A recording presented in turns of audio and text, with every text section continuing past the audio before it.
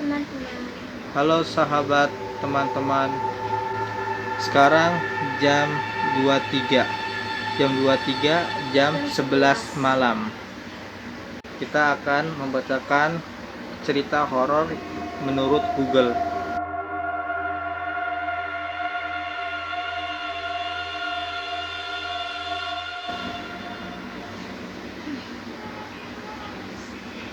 Ini sumbernya dari IDN Teams. Yang ini yakin berani baca 5 kisah horor ini sebelum tidur. Jadi kan kita karena belum tidur ya. Jadi kita mau mencoba nih baca cerita horor menurut IDN Teams. Nah, sekarang kita baca satu dulu ya. Ntar lanjut ke keduanya, oke? Namun kisah seram tetap laris di mana-mana. Entah diceritakan saat sedang ngumpul atau dinikmati sendiri. Kisah horor memang gak ada matinya. Ya, mungkin tokoh dalam cerita itu ada yang mati, tapi tidak dengan pesona dari kisah horor tersebut. Nah, jadi IDN Teams punya segudang koleksi kisah paling mengerikan yang dijamin bakal bikin bulu kuduk meremang. Oke, kita akan buktikan kalau bulu kuduk kita sampai meremang, berarti cerita ini emang benar-benar seram. Ini belum sama sekali. Karena kita belum memulai ceritanya.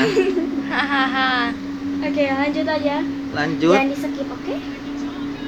Kalau kamu memang bernyali baja atau sekedar ingin baca kisah pengantar tidur, coba deh baca 5 cerita ini dalam malam hari dengan lampu kamar padam. Oke, sekarang ini sudah padam ya guys. Dan kita tuh pakai lampu udah mati. Judulnya adalah Dari Lantai 2. Oke, lanjut baca aja ya. Ntar ceritanya ada di sini ya. Di sini. Oke, lanjut aja. Kita akan baca. Ketika aku masih kecil, keluargaku pindah ke sebuah rumah tua berlantai 2 yang memiliki banyak kamar dan pintu-pintunya berderit keras. Kedua orang tuaku bekerja, sehingga aku sering di rumah sendirian sepulang sekolah. Pada suatu sore, aku pulang dan mendapati rumah masih gelap. Oh, jadinya tuh pas dia pulang sekolah, rumahnya itu tuh kayak masih gelap gitu. Dia tuh kayak bukannya pulang sekolah terus lihat rumah tuh masih kedapatan gelap. Nah, aku memanggil mamaku. Nah, dia tuh memanggil ibunya, mamanya, "Ma."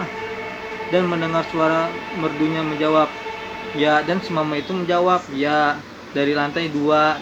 Jadi mamanya itu jawabnya dari lantai 2. Nah, si anak ini manggilnya di lantai 1 dan mamanya jawab di lantai 2.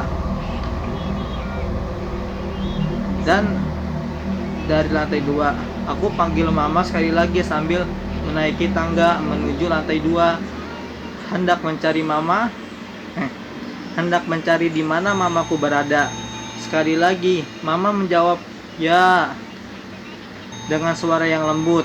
Nah, tuh si anaknya itu manggil ma. Padahal si mamanya itu udah ngejawab dengan suara yang lembut, "Ya." Karena belum terlalu lama pindah ke rumah itu, aku belum terlalu hafal dengan denahnya. Jadi si anaknya itu bener-bener belum paham dengan denah sekeliling rumahnya. Denah itu jalan apa?